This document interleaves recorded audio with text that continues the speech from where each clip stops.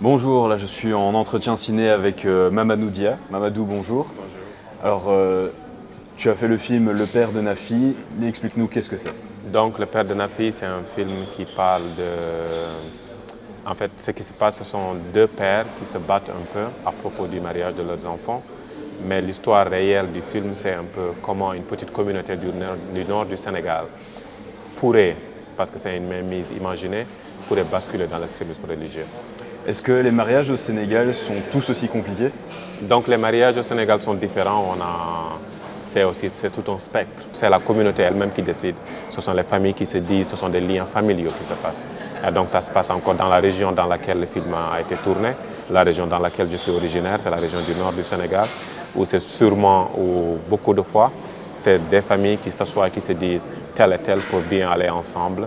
On essaie de faire la combinaison. Cinno kore ni ngone chaka ngabay weyo ɓeɗe rendina mi paccayre e bandori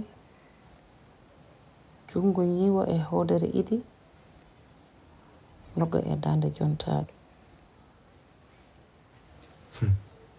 jimol ngol no weeli jimol ngol dottoɗa ker cukalel de ko jimolam wonno e ndesatami nde min jeyno ngol ɗol jimol. Combien de religions différentes il y a au Sénégal? Il y a les religions majeures, c'est l'islam et le catholicisme, la christianité. On a aussi des animistes qui sont un peu dans un très petit nombre. Et ce sont des religions qui cohabitent très bien. Par exemple, le Sénégal est à 90% musulman. Et le premier président du Sénégal est un président catholique, le président Senghor. Et jusqu'à présent, il n'est pas rare de voir dans des familles où des frères et sœurs sont de différentes religions, où des mariages où des gens sont de différentes religions. Et aussi on a des noms communs. Un musulman peut s'appeler Alex et un chrétien peut s'appeler Abdoulaye. Donc ce n'est pas un problème au Sénégal dans ce sens-là. Donc ça se mélange beaucoup alors? Ça se mélange beaucoup les religions, ça se mélange beaucoup les communautés, dans le sens où les gens ne font pas la différence. La religion n'est pas ce qui nous définit en premier. On se définit d'abord comme Sénégalais ou comme autre culture avant de penser à la religion. Donc c'est quelque chose qui vient après, généralement.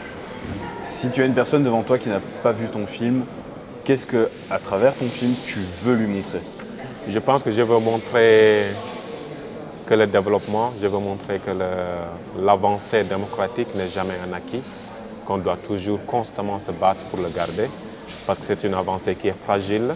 Dans beaucoup de pays qu'on a pensé, ou beaucoup de régions du monde qui ont pensé qu'on était sûr, qu'on était certain d'avoir atteint un niveau de civilisation où rien ne se passerait, ce sont des pays qui souffrent en ce moment. Donc ce film, c'est surtout pour ça, poser le débat et nous rappeler qu'on doit toujours rester sur le qui-vive. C'est Thierno Djabino. Fof ko jungam he wonata. Fof. A tuutayam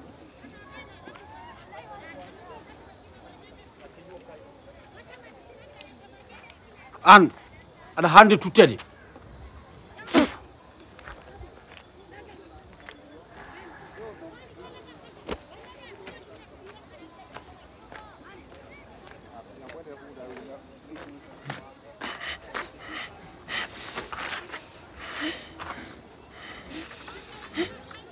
Philippe wala ngoppa. C'est ton premier long métrage, comment tu l'as vécu? C'est mon premier long métrage, je l'ai vécu difficilement. C'est dur de faire un long métrage dans le sens que ça demande beaucoup de paramètres, beaucoup de monde, beaucoup d'argent. Et aucun de ces paramètres n'est acquis dans le sens qu'il faut toujours travailler, il faut toujours essayer de trouver des choses. Mais on a eu beaucoup de chance qu'on a une équipe très dynamique, une équipe très professionnelle, parce que le Sénégal n'est pas si grand que ça. Donc ce sont les mêmes techniciens qui ont fait les grands films comme Atlantique de Mati Diop, que je salue encore au passage, qui ont fait les films comme Félicité d'Alain Gomis, qui est sûrement très gentil. Donc c'est ça l'avantage qu'on a eu. Donc on l'a vécu d'une manière, moi personnellement, pendant le tournage, je pensais que j'étais malade tous les jours, parce qu'il y avait toujours des choses sur lesquelles penser, il y avait toujours des détails que je pensais que je ne tenais pas bien, il y avait toujours les acteurs.